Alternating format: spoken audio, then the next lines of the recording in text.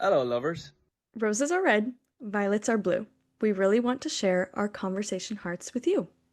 Welcome to Likewise's third annual Week of Love with a new bookish episode every day. I'm Issa. And I'm Sam, and we're so excited for you to join us and our Galentines while we share our love of romance books. What can I say? We love love. Day 5 of Week of Love, and the week is flying by so fast. But we're so excited to be back with another guest for the week. And this is our first time having a new guest in a while that we have not had on Likewise before. So we're extra, extra excited. And today it is none other than editor Lauren from Author's Best Friend. And we're just so excited to pick her brain a little bit, get to know her a little bit more, and also for all of you to learn a bit more about editing and all things Author's Best Friend. So, Lauren, I will let you introduce yourself to the listeners of Likewise however you want. Yeah, thanks for having me. I'm actually kind of surprised. I feel like I have been on the podcast because I would listen to Sierra record Right. episodes. So it feels like I've been here before. Yeah, my name is Lauren. I'm an editor for Author's Best Friend. I started editing about 4 years ago when I was a full-time graduate student. Now I have my doctorate in experimental psychology and I edit books for authors like Molly Goins and Sierra Spencer. And I'm really excited to be a guest during Week of Love. Yes, we are so excited to finally be chatting with you, meeting you, but we are also big fans of the Author's Best Friend podcast. And so honestly, it feels like we know you. Um, yeah, this is so fun, and we're excited to finally be here. The day was inevitable, is what it kind of felt like. And so glad to be here and glad that it's during Week of Love, our favorite week of the year. And of course, we're going to start this episode as we always do with our roses and thorns. So, Sam, do you want to get us started with those? Yeah. All right. My thorn is annoying, as always, as getting sick is. So I think I'm getting sick. Maybe I could be wrong. But just so many people around me have been sick. Like my parents were both kind of sick when I saw them for the Super Bowl, and I got to their house and I like was listening to them both talk, and I was like, "Ew, are you sick?" Like, because I hadn't seen them in a couple weeks, so I had no idea. And then like my boss had me cover for her at the dance studio one day this week because she was sick, and then I like that night I started not feeling very good, and I was like, "Ooh, oh no." So we'll see. Hopefully, you know the weekend comes and I feel fine. I would love to enjoy Valentine's Day. My rose is that Week of Love has just been so fun, and uh, I don't forget how much I love it, but listening back to the episodes, I'm like, oh, that was so fun. And then watching Traders has been so good, and it is Traders Night when we are recording, so I will be on that right after this. Lauren, what are your roses and thorns? So my low is, or my thorn is, I went to renew my driver's license Mm. and yeah, and I don't know if it's like because it's been 15 years since I got a driver's license ish, or if it's just something they're doing in California, but they were like, you need to come in person, which I thought I could just pay and do it online. And they're like, and then you're also going to take a test, like to renew it. And I'm like, excuse me? But they had an option. I could like take like a course. It was like 45 minutes and like take quizzes after each one and do that instead of taking a test. So I still have to go in, but I did the course because I was like, I'm not gonna go in there and then fail and get my license revoked.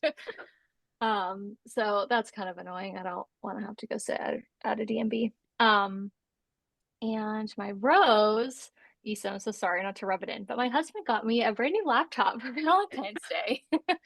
And I'm really excited about it. It's really cute, baby blue. So yeah.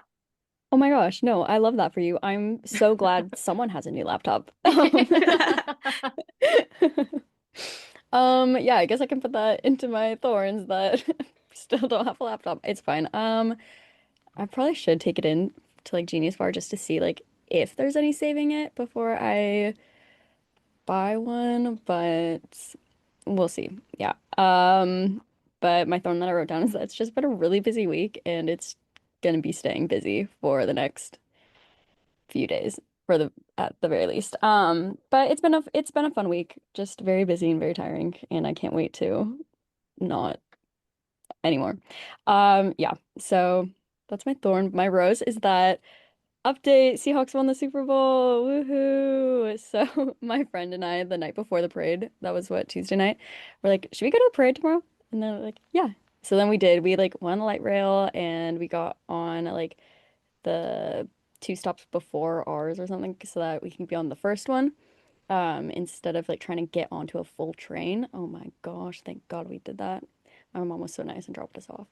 But yeah, so we did that. We rode downtown and then found our way to one of our friends who works downtown. We went onto like the rooftop of this apartment building and it was like 40 floors up. So it was like great views of the waterfront, great views of the city, and like could see the parade from there. And we were gonna watch it from up there, but then we're like, should we go down? Maybe we should go down. Like it'll be more fun like in the crowd and stuff. And it was a lot of fun. I didn't know who any of those people were. Um, that's so awkward. But I knew like three of them. There was the coach, there's JSN, and then one of the girls, because I think they have like all their employees in there, and it's so that's so cute. But one of the girls was actually one of the girls in my road game group when I was a road game at WSU, and so I saw her, I was like, oh my gosh, and I took a picture and sent it to her. I was like, I didn't realize it was you until it was too late, and so it was just a picture of her back. I'm like, but here's you on a bus, and so that was really cute. Also was not on the side to see Abe Lucas from WSU, and he was wearing his like WSU pullover or something, and like go Cougs. I'm like, oh, so sad, but it was a really fun day overall. Glad we went. I I watched a lot of videos of how busy ferries, the light rail, and everything were, and I was like, in this moment, I'm so glad I'm not there. But I was a little jealous of like my coworkers who went. All right. I guess we'll just get into our questions. I guess you did mention that you've been editing for about 4 years. Goes back to back when you were in your grad program, which I feel like I've kind of heard some of these stories before. But let's talk about your background and experience in editing. Just how'd you get into it?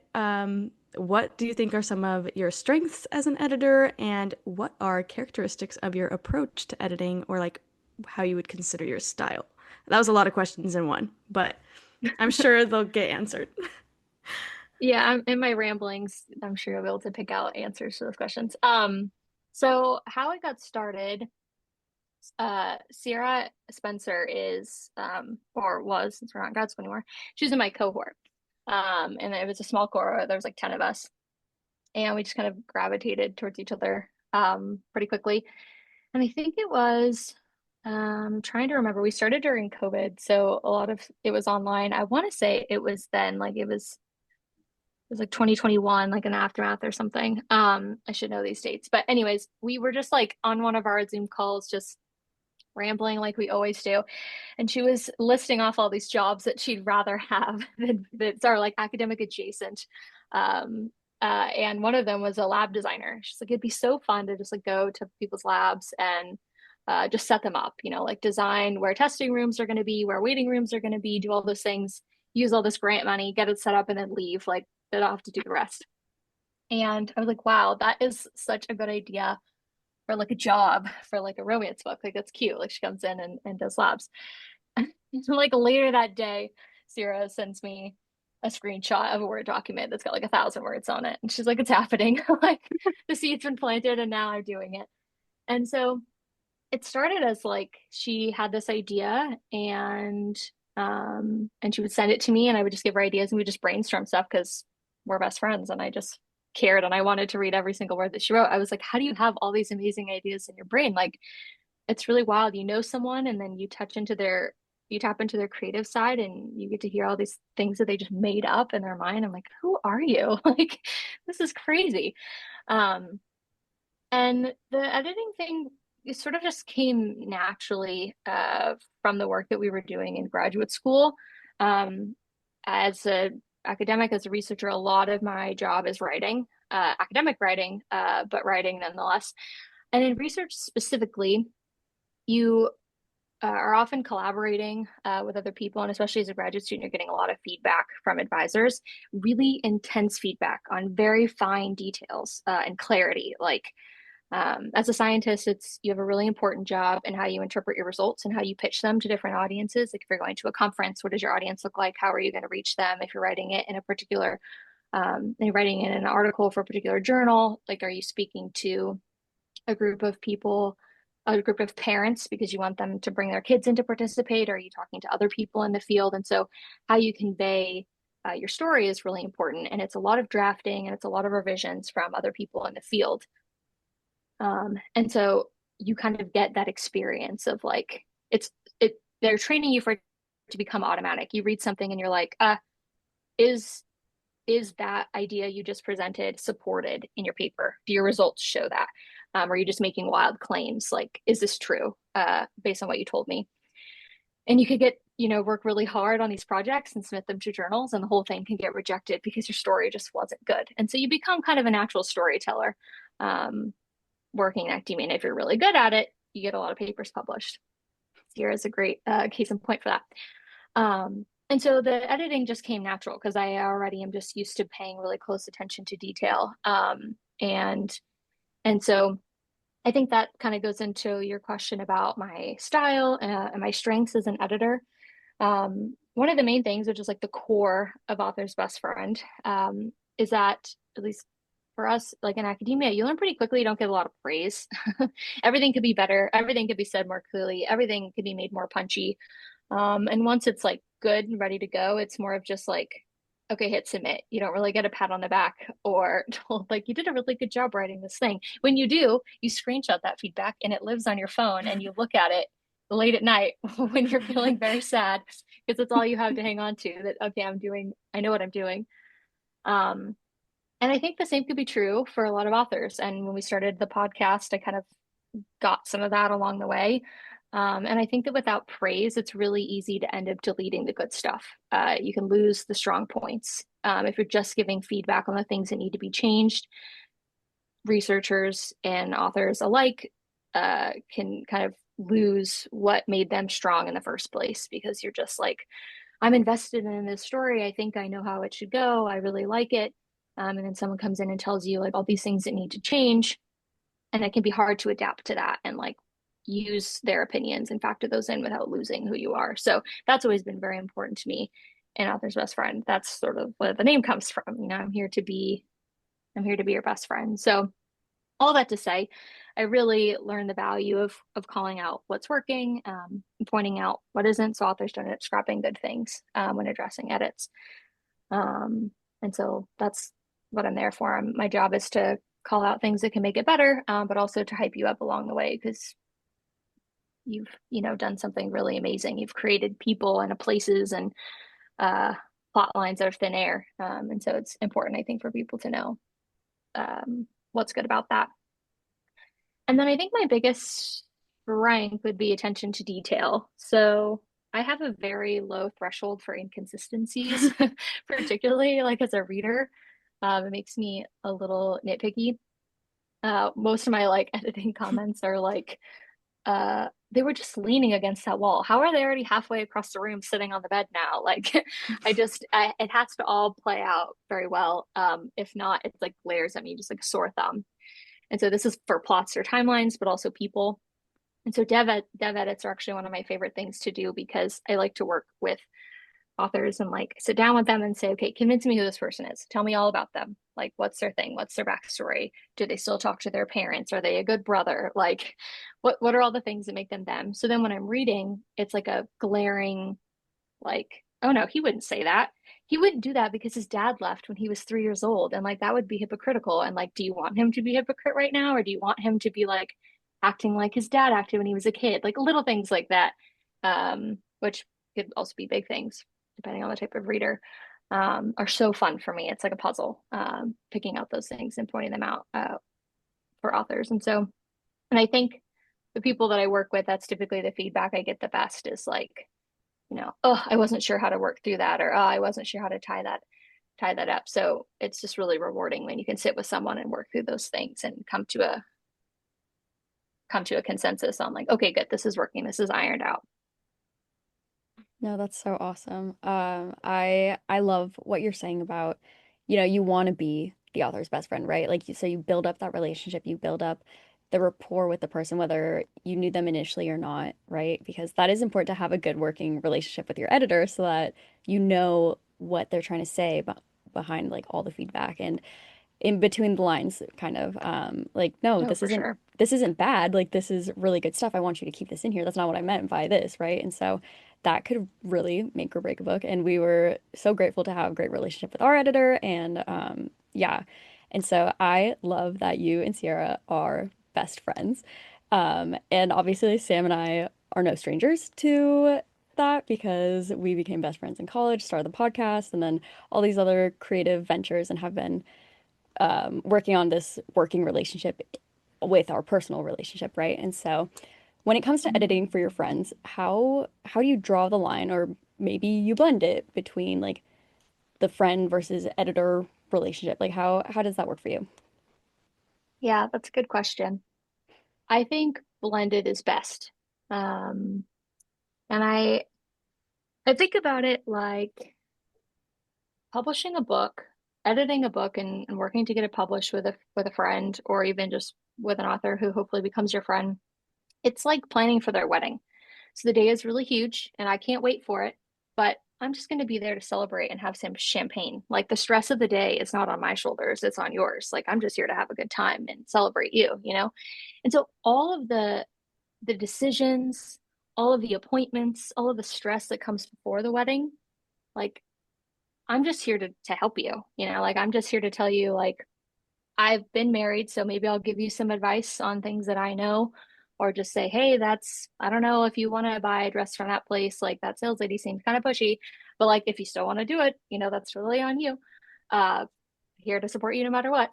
And so I use a lot of language, particularly in the margins of like when I'm recommending things for plots, like maybe, or I think, or what if we did this, or what if it said this instead? And it's all meant to sound very suggestive and very collaborative. Like I'm not, you know, these characters and you know what should happen. I'm just here to tell you like things that could make it stronger, or if there's something broken, here's maybe how we could fix it. It's not my job to change it. It's your voice, you know, it's what you want to do.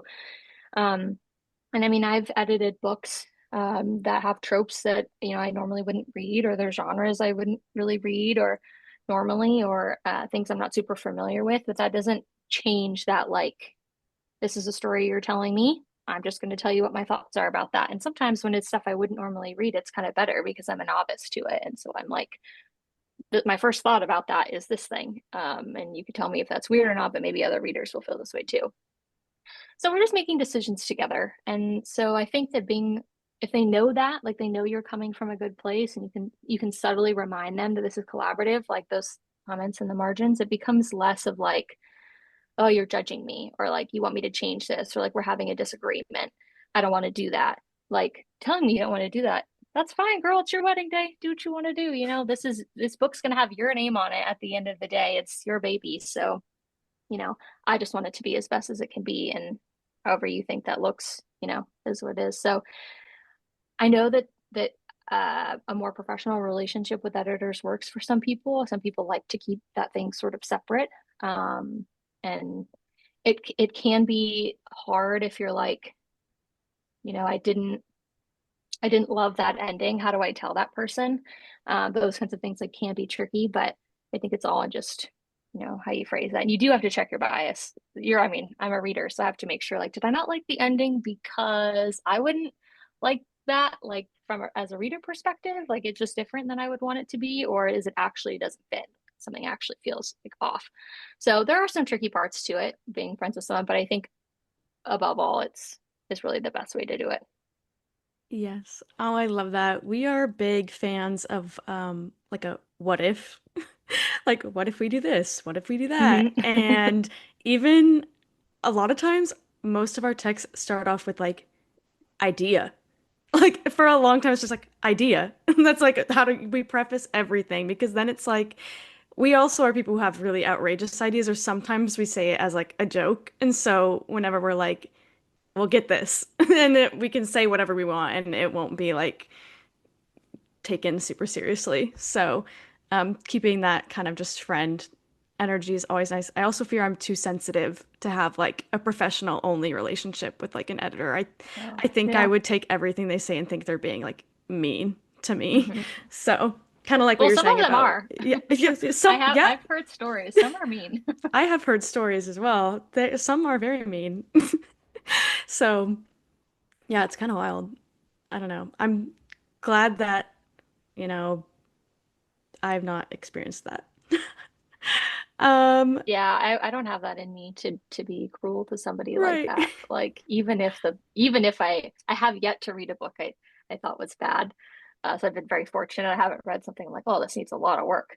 I've worked with really good people. But I mean I've read scenes where I'm like, oh, that's a little messy, or like, I just don't really know if that's gonna work. Like especially scenes you can tell people are passionate about. And sometimes it's hard. It's like it's a great scene. It doesn't fit here. Like doesn't fit for this book, whatever.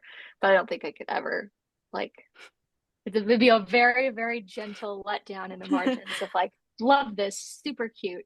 Don't know if it fits. Right. I love that. Um, with that and just overall author's best friend, it's obviously not just you. Yeah. So like how did all of that come about? Not me, obviously. How did it all come about and be born between all of you? Yeah. Um that this is it was just such a fun uh moment to live in. Like I said, in graduate school, Sierra started working on a book. And I think it was probably by her second or third that we started kind of thinking about taking it more seriously, like really trying to push marketing and really trying to build more of a business out of it than just like fun way to distract from the depressing life of a graduate student. And we all came, and it was just natural. Like I was already kind of reading her books, and so then it became a little bit more like, okay, Sarah, if you're actually going to have like rollouts now, like people are anticipating a book that's coming, you're writing series, like people are invested, you can't just send me a manuscript. Or like sometimes she would just that happened maybe twice. She just sent me a finished book and was like, here it is. One of them I didn't even know about. It's like, okay, I'm gonna need a couple weeks. Um, and so we actually had to set deadlines and make plans. And my role became a little bit more official. Like, okay, I need you to get this to me on the 13th if you want it by this date to come out this date versus just like I'm your friend and you're just sending me chaotic chapters as they happen. And Parker is the cover designer and he's her husband. So that kind of worked out. He's also a video editor by trade. And so um, that was also hugely helpful to us. And Sierra, I mean, we're academics. She's got a strong interest in data. And so she worked on trying to crack the algorithm and how we could get posts to work on TikTok and Instagram. And so she just was making content. And so we started, it started like we're just doing these things for her books. I'm editing them, Parker's making the covers, and Sierra's doing all the graphics. And kind of was like, this could be really fun to do for other people. And like she had worked with companies before, like sending out arcs and stuff. And it was a business model we hadn't really seen to have that all in one and to be very cohesive, which is super helpful, right? Because like, somebody is designing your cover, they can go talk to the person who edited your book and say like, these are the vibes this book is giving me. It's giving me autumn, it's giving me browns and reds and oranges, that sort of thing, which I did often, or like, hey, this line was great. This would be a great tagline to put on the book cover and that sort of thing. Same thing with the graphics, like helping. It's all just a lot of really good teamwork for from multiple people who have read your book or are familiar with it. Um, and when we first started, we knew that my job particularly was going to be very hard to get clients for because you aren't just going to pick an editor. Some people will just pick an editor they don't know, but it's really helpful if you know the person or like have some sort of sense of what their personality is. Are they witty? Are they more serious? Are they cynical? Like, are we going to get along? And a few times we'd been brainstorming plots, and Parker was like, you guys, he's at its podcast. And so he's like, you guys are interesting to listen to, which is what every girlfriend group wants to hear. Like everybody thinks that their best friend banter is really good and worth subscribing to, that's why girls make podcasts. And so I was like, that'd be interesting. And that Christmas, Sierra and Parker got me a microphone for Christmas present. And they were like, we think that it should happen. Um, and so that kind of is where the podcast part of ABF came from, which is like, how do we talk to authors and figure out what they need, what they're looking for, especially ones that are working on their debut or indie authors specifically, and how do I get them to know me, like put a voice to the editor Laura name and just kind of get a sense of how I talk to people. And so it all happens organically, but it's one of my favorite life montages to look back on. It was so fun, like up till 2 in the morning, creating websites and logos and brainstorming ideas for marketing strategies. It was a lot of fun. Yes. Oh my gosh. We love a good montage moment. We've had so many of those moments too, just like sending each other back and forth like reactions to different things or like oh my gosh, did this on the website. Oh my gosh, like I'm doing a Bev talk or I just wrote a chapter or just like whatever. And it's so that's so fun about like being creatives and about being best friends already and then being like, okay, we have an idea. What if we just do this? Like let's just try it. Let's just do it and see how it works out. Right. And so, and I'm sure you can relate to that. It's just so cool. And seeing Sam do so many things, I'm like, oh my gosh, I'm inspired. So, the Oh, question sweet. always on my mind, I have to know, we have to know, would you ever write a book? That's a timely question. Oh, Um, I tried for years, but it was an idea that was stuck in my head and I couldn't get rid of it. And I'm not a romance reader by trade. I'm more mystery thriller. I didn't start romance until graduate school, actually. Um, and there is a cold case about this kid who he's like goes off to college and he is having a hard time with his classes and stuff, and he tells his parents like he's going to come home for a little bit, and he leaves to go home and never shows up. And he's like pulled over on the side of a road, and a police officer comes over and is like, are you okay? He's like, I'm fine. He's just kind of like sitting hanging out. Well, he's there like several hours later. They call his parents. He talks to them. He's like, yeah, I'm coming. And then they find like this car driven off a ditch and they have no idea where he is. And it like I listened to Crime Junkies like religiously for a long time, and I just was like so like enthralled with this story. I'm like, where did this person go? Like that is so strange that he was being really weird. And his roommate had said that he was being weird too, like around like a month before he left. And like, did he just like kind of lose his mind? And he has very distinct bright red hair. And so I'm just like, did he dye his hair? Is he living in another country? Like, what happened? And I was like, I have to write an ending to it. So I'm going to write this book, but maybe I'll make it about a girl and I'm going to put an ending to it. And I tried for years. It's called Vanished and it lives in a Google Doc on my computer. And I couldn't make the puzzle pieces fit. Um, and then I wrote a different book and I'm trying to publish that in May of this year. Um, and it's like a modern dating. This is tea. I've been keeping this in for a very long time. It's like modern dating, romantic mystery, sort of. It's it's low spice, high tension, is how I would describe it. I had a lot of friends. Like I met my husband very young, and so I didn't have to go through the whole dating thing. And also when I was a young adult, like dating apps weren't a huge thing. And I had a lot of friends who would tell me stories about DMs on Hinge and all those things. And I'm like, this stuff's wild. And so I had an idea, like,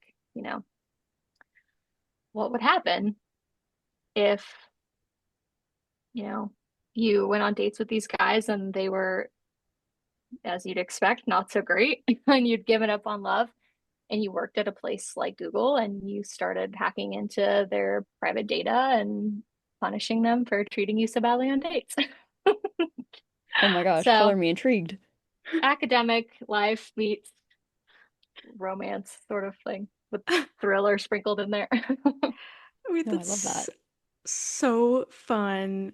That's so exciting. I was not expecting that at all. Like I kind of when I put this question down, I was like, she's gonna be like, no. I mean, That's so honestly, awesome. 6 months ago, I probably that would have been my answer. Like I wrote it probably a couple years ago. It's just been sitting because I don't know how anyone finalizes anything. I don't know how authors do it. Like I reread a chapter and I'm like, okay, let's scrap this and rewrite something. And it just happens over and over and over and over again. And I'm like, this book's never gonna get done. And my husband is always telling me, like, you need to do it, you need to do it.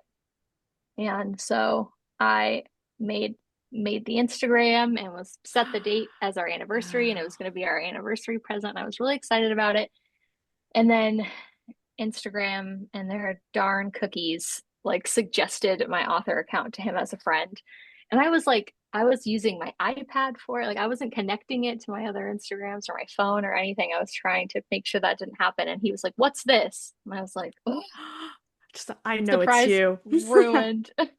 Oh my gosh. Wait. Um, Oh, that's but so anyways, yeah. cool. That's such exclusive tea. This is Yeah. perks of podcasts and things like this. It's just like you never know it, but it happens almost every time you get. The timing was kismet. You're right. That's so funny. All right. You did mention that you have edited books with tropes that are not always things you read, and you also have mentioned that you weren't always like a romance reader. Yeah. So, as a reader, what are some of your favorite and least favorite tropes? And if any kind of are similar when it comes to like reading and editing, if you share the same like favorites and least favorites. Um, and then if there's any that you just like love to edit or think would be fun that you haven't done, would love to hear that too. Oh yeah. So favorite trope is to read would is enemies to lovers for sure. I'm a huge fan of angst and slow burns and conflict. Anything with a broody guy will work. Um, and I think Friends to Lovers is probably my least favorite to read. I just find them kind of depressing. Like it's a lot of pining and like I was ready, but she had a boyfriend and then they Right. broke up and now I have a girlfriend and it's a lot of just I think that draws people in all these missed opportunities. Or for me, it's just kind of sad, like, oh, the years wasted. Like now you guys are in your 30s. You could have had it all like 10 years ago, you know? Um, I guess that goes with like second chance too. It's just like, I don't know. I don't find them as sweet. Or Emily Henry has been going down this path of like broken engagements, and I just don't like it at all. It's too sad. I can't, I never feel happy at the end. I'm like, but you could have had it good the first time, but then you made it so sad with your broken engagement. Um, so yeah, that's probably my least favorite. Editing wise, I don't know if I really have one I don't like. There are ones that are like trickier. Like I think uh like accidental pregnancies are tricky because you don't want to make the reader like too antsy or like especially if you're trying to not that's a lot of people I think don't really like that very much. And so in order to how do you appeal to them still, even if they're like, oh, okay, maybe I'll pick one up and read it? Like, how do you make it not too stressful? I think is why people don't like it, is like, you know, an accidental Right. pregnancy is very stressful. Why would I want to read about that? And so I think that could be tricky, like selling people on that. Fake dating is the best to edit. Developmental edits for sure. Like brainstorming ways to get two people to do really awkward things that couples would normally do is just so fun. It's just like can't be beat. It's the best. Yes. Yes. I love fake dating. Fake And dating is my favorite. yeah, fake dating is so good. Um, and then I would love to edit like a thriller. Like I just think that would be so fun. I would love that. Yes. Uh, Or like a mystery, something along those lines. yes. Give give this girl what she started with. Give Yeah. you like something you really, really love. That'd be, Romantic suspense, folks. yeah, it Come to me. exists. I'm waiting for you. Oh my gosh. I made my prediction earlier this year. Are there any tropes that you think are going to take over as the next big thing? I only because it's been in my face so much recently. I have a feeling that this new Wuthering Heights movie with Margot Robbie and Jacob Elordi is going to spark this like forbidden love, dark romance sort of thing. I feel like Mm, people are really eating up this, at least in the movie trailers. And I feel like it's gonna like, ignite some ideas in folks, which is interesting because I haven't actually read the book, but I was doing a deep dive on somebody's in the comment section on someone's post, and the book really isn't like romantic. It's very dark toxic, and dark. yeah, and I feel like that's from a lot of the trailers also looks a little toxic, but it's not, it's like hot toxic, it's, Yeah, but I think the book is very like depressing yeah. toxic. So she's really putting a new spin on it, and I feel like the romance readers and authors alike are gonna just eat that up. Honestly, kind of like a small part of me hopes that they're just making the trailers look so romantic, but then that they like stick to kind of like the really depressing themes of the movie, and Oh everyone's like, yeah. "What the heck? I went in there for love, and now I'm sad." Yeah, that would be great. That'd be genius, actually. That's so funny. My sister, she went to like an early thing for it, and she told me, well, first she accidentally grabbed two posters. So she was like, "Do you want one?" And I was like, "Sure, yeah." Like even though I've been a little bit of a hater, and I don't like to hate on things until I've seen it, but I've been a hater for a while just because of certain things, like of like the big mega changes, because it's like what are you doing for the plot of this when you removed the one thing that is like the central plot of this book? Or like what Yeah. makes this whole story important? How, You just can't name it that. Like it's not right. Wuthering Heights then. And I get there's like the quotes or whatever, and I'm really agreeing with people on TikTok, and this is what's going to convince me to see it, but they're like, she, it's like with all the things that changed, it's basically making this like romanticized movie that's like how it matches the experience of like what you envision and how you take it in as like a 13-year-old girl reading it for the first time and not like an Mm. adult or like someone a little more mature who can actually understand the like big heavy themes and things happening, but more like you're just like a young girl and you're like, oh, cute, romance, like Some of those clips from the trailer are not things a no, yeah, 13-year-old girl they're would be not made for you. imagining. No, exactly. Um, I'm telling you, after this, look into watch a TikTok about the skin room and how like Oh. what a You're skin telling me room. if I type in skin room and do a search for it, I'm not going to be put on like an FBI wanted list Right, yeah, you somewhere. might. But like because back then like a skin room was like these like tight, small, like super claustrophobic like little like bedrooms, but it's like a bedroom in a bedroom. It's like a enclosed like Is it for like like servants or something? I don't know. I'm not. It can't be. Well, maybe it could be. I don't know. All I know is in the original book, I haven't read it, that Catherine, that's her name, right? Hmm. Me just being like, that's her name. That she has one. So it kind of maybe was somewhat like a rich people thing, but like I'm not sure. But she had one or whatever. So I saw a picture of what like a skin room is actually supposed to be. It's just like this tight little like bed thing. Hmm. And in the movie, it's actually, oh, this kind of grossed me out. They actually made all the walls of this giant room look like human skin. And they actually used Margot Robbie's like skin to like Oh, replicate it, what? which is like kind of disturbing. So like there's literally like hair, like in certain spots, there's like freckles. You can see like random strands of like hair on the wall. And I'm like, that is so disturbing. I don't know how.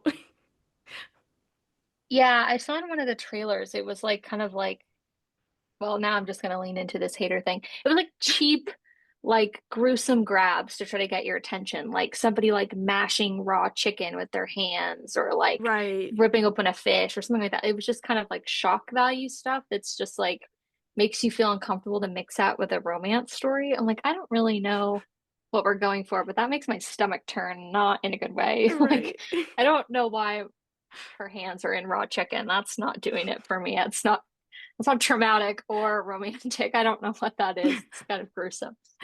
So Yes. yeah, I feel like there's some sort of like maybe they're trying to take the trauma of the story and turn it into something that's kind of like disturbing, like visually. I don't know. Yeah. It's I don't know. I'm It's weird. I'm intrigued to find out. So then I can actually like I always like to say like I have to like see something so that I can participate in the commentary on it. So I'm gonna have So you to could be watch an it. actual hater. Yeah, you know I know, exactly. yeah, I saw it and I hated it. Right.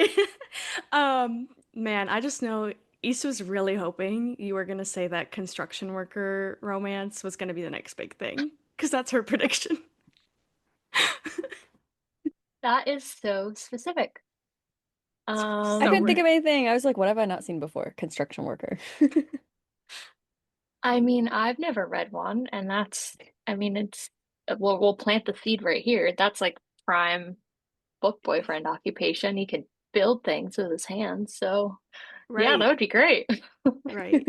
So If don't be anyone out surprised. there doesn't Right. have any ideas, take that one. No, exactly. Exactly.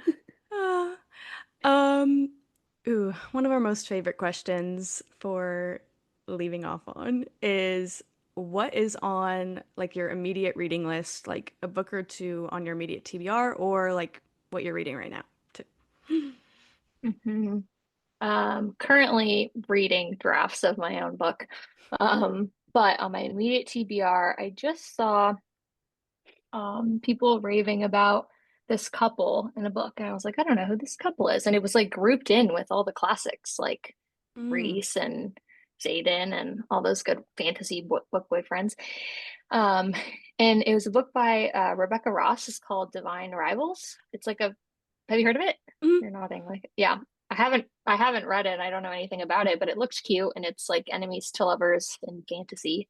I think it's um like a sweet enemies to lovers, not like actual mean. But it seemed cute, so I Yes. screenshotted that and then downloaded it on my Kindle, which is as far as I've gotten on reading a book in a very long time. So, have you read it? Is it good? I have not read it, but I did have it on my Kindle at one point as Well, I'll well. let you know how it is if I ever get to it. Oh, Good. I haven't read it either, but I've kind of like it looks cute. Like a cute enemies to lovers. I'm like, oh, so I'm intrigued. I I like want to read that it. they're like journalists. I think that kind of like Yeah, like there's like writing. workplace opposites Hmm. is like kind of cute. So, and everyone was like, I think his name's like Rowan and Kit or something, Roman maybe. And everyone was like, oh my gosh, yeah, Roman and Kit, they're the best. I'm like, who are these Ooh. people? I've never heard of them. I want to love them too. Oh, that's so Oh, fun. yes. Okay. I'm gonna go a little rogue, but you mentioned that okay, it's not like a scary question. Oh my gosh, sorry. Sorry. Um, so you mentioned that Pam just like almost threw up. She's like, Rogue? that like mystery, thriller, suspense, that is your genre. Yeah. Can you give us some recs? What are your some of your favorite reads? Oh, yeah.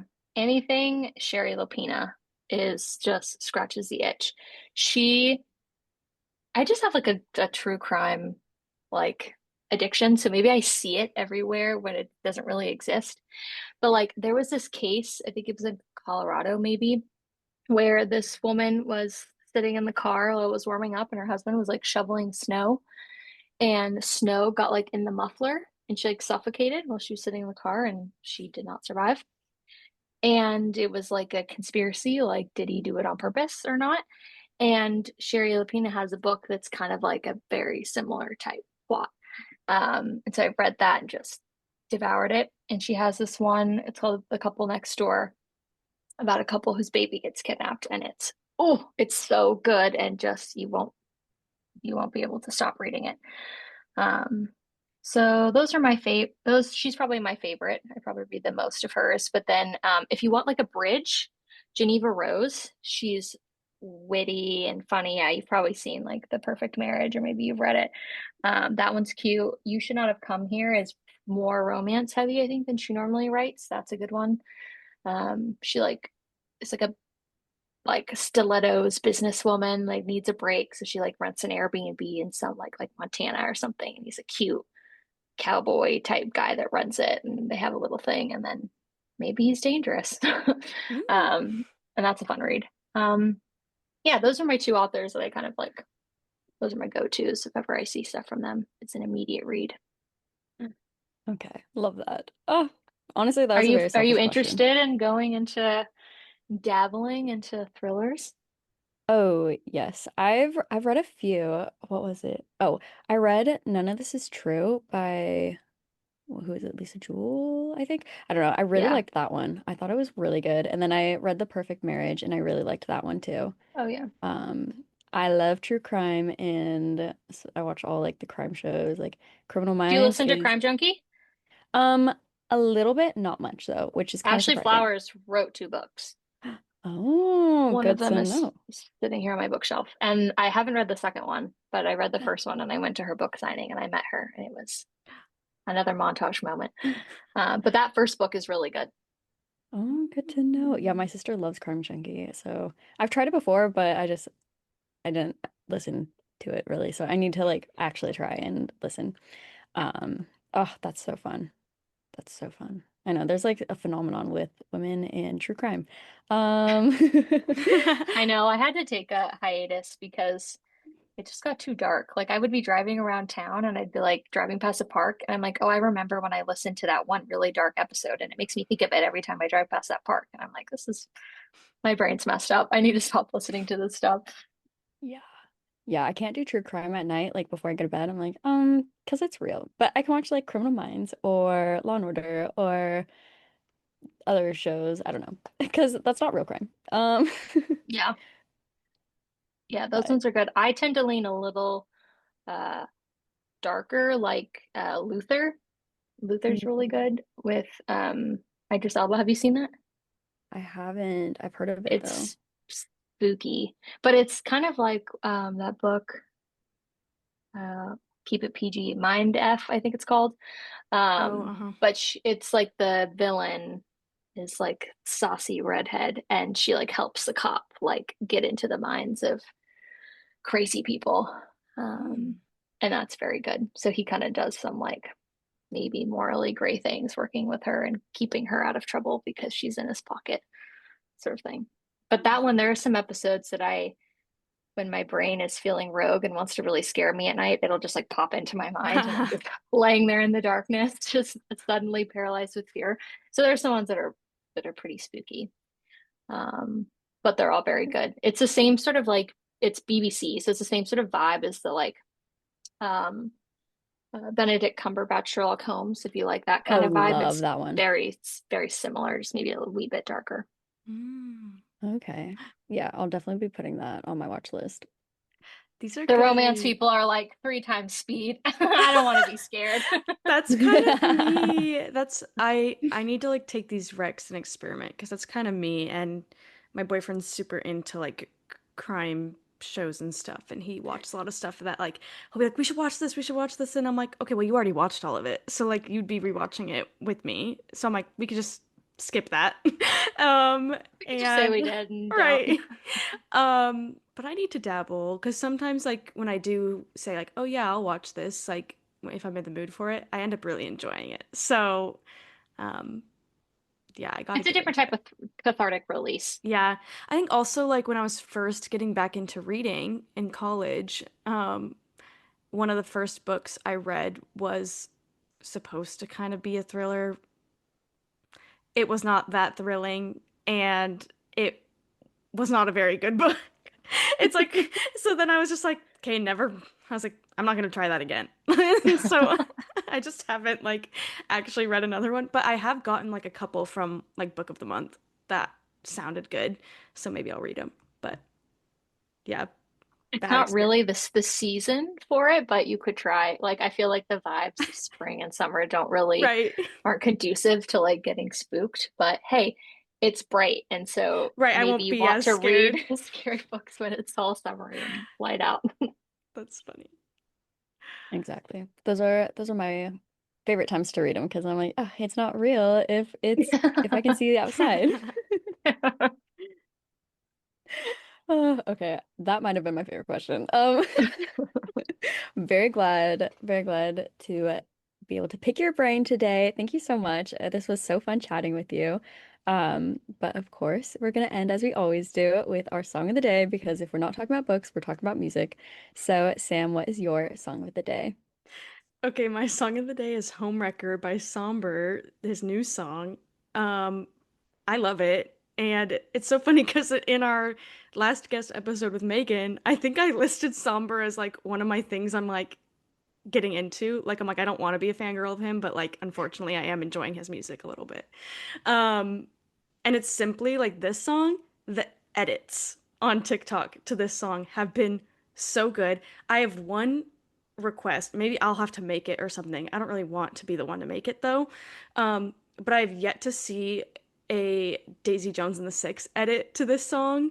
And you could do it with like more than just Daisy and Billy. Like you could do it with like everyone. So I just need to see this.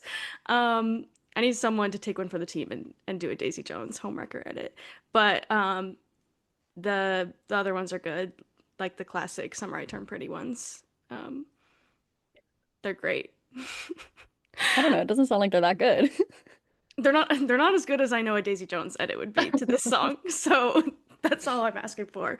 Someone listen to my pleads and make it. Um, yeah, great song. Lauren, what's your song of the week? Or nope, not week, day. Song of the day. That's so funny that you said that because I had never heard of that person or of that song, but I was posting a carousel about all the men that are in, all the toxic men that are in my book, and Instagram like suggested that, and I was like, I don't know if the song actually fits, but it's called Homewrecker, and that seems great. And I put it on, and I literally will rewatch it sometimes. I'm like, oh Because my you're gosh, like, this is yeah, such a bop! Like this is really good.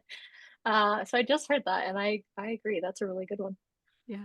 Um, Probably Elizabeth Taylor. Taylor Swift's been stuck in my head all day. Mm. That's a good one. My song of the day is I've Seen It by Olivia Dean. I love our new artist of the year. Grammy winner. I love her. Yes. Oh my gosh, wait, speaking of this is so random. I did just see someone on TikTok. They were talking about Olivia Dean when she won, and they were like, prediction, uh, or they were like, Harry Styles, stay away from my girl Olivia Dean. Like, I already see it coming. Like, they're gonna be in the headlines. And everyone in the comments is like, girl, too late. Like, because like for me, that's how I know Olivia Dean. Like, I found out about her from when her and Harry were like rumored to be together. And so it was just so funny. All the girl, too late.